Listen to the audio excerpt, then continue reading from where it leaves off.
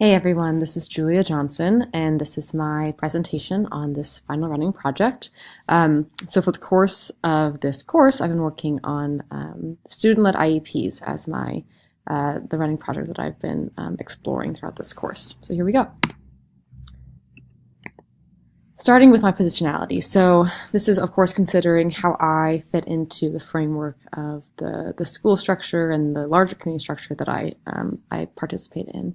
So I have my personal identifying factors here. I'm white, I'm female, I'm heterosexual, I'm middle class, and I come from an upper middle class background, and I'm a Catholic, practicing Catholic. And my educational background, I'm a college graduate, soon to have my master's. And my professional background is that I'm a SPED teacher with students with high incidence needs primarily. But imagining what I'd be like for this project, as an administrator, I have the power to affect my fellow educators' mindsets when it comes to supporting and implementing inclusive practices within the school. Obviously, administrators have a huge role to play in the process of becoming inclusive, and it's important that I don't shy away from that as I engage in this process. Also in terms of the wider community, I'm at the forefront of communication as an administrator. So what I say has weight, and that weight can impact how inclusive practices are perceived and how they manifest within the school system. So the vision of this project, of this reform, is that all students who receive specialized support and or instruction from specialized teachers, but spend most of their time with their typical peers, will be able to describe, organize, present, and apply data about themselves and their learning in the meetings to review to their individualized education plans. Those students who have those high incidence needs, who are able to articulate well what they struggle with, what they need help in, will be able to present that in their IEP meetings. This is looking at who's affected by this, who's impacted by this reform. So, obviously SPED teachers are affected in that this is the main responsibility is placed on them to design IEPs to reflect the students' input and collaborate with them to become self-advocates and integrate their knowledge and their skills into the IEP process. Gen Ed teachers have to engage differently because they have to really think and speak openly with the students about the areas of strength and weakness. Students obviously are greatly impacted as they have to become independent self-advocates in their education and communicate with their stakeholders. So they'll hold more authority when it comes to these decisions about their learning from an earlier age.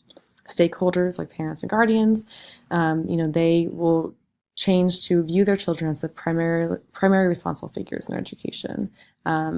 Focus on the students' voices first and what they say that they need, as opposed to just making those decisions for them.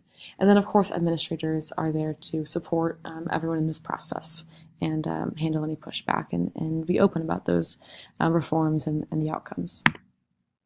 This is my process timeline. I'm not going to go over all of it. I'll attach this to the video or to the assignment, but basically over the course of 2 to 3 years, looking at how we can reform this process and handling any pushback that comes with that.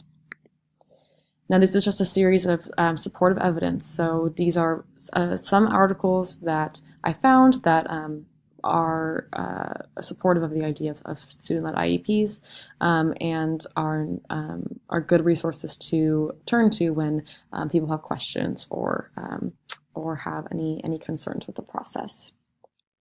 Having actual evidence-based research is really important in making these decisions, because without that evidence, it's really hard to justify decisions.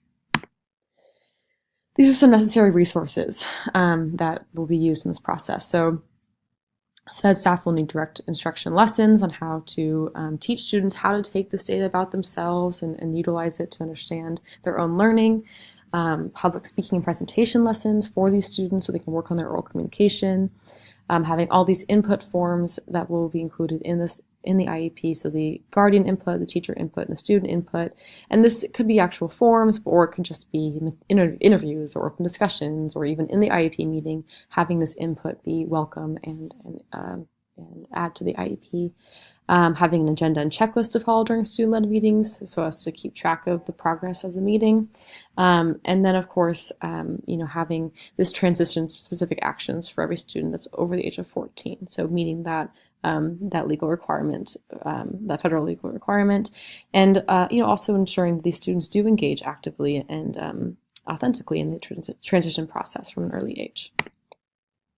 This is some outside support, so any sort of when we look at reform, we need to rely on also outside supports to help us through this process. So these are just a few of those.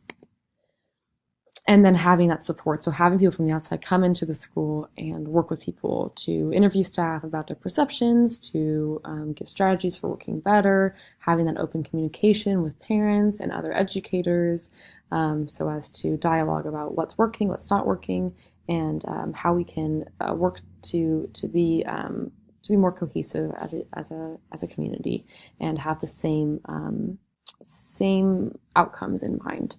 And then, of course, long-term and short-term goals, revisiting them, so to make sure that everyone's on the same track and make sure that everyone is in agreement with how this needs to happen.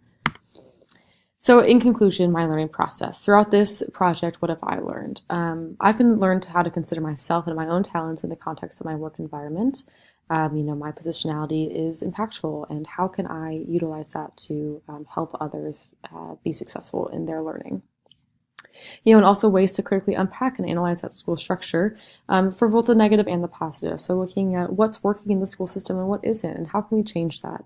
And then with those changes that are needing to occur, how can we plan for that? How can I engage in a planning for that reform and address those obstacles that may come up? And lastly, I've learned how to utilize my own resources to more deeply understand inclusion and how to implement it. There are so many resources out there, and it's vastly important that I engage with those and I learn how to use those more appropriately. So that's our writing project. Thank you.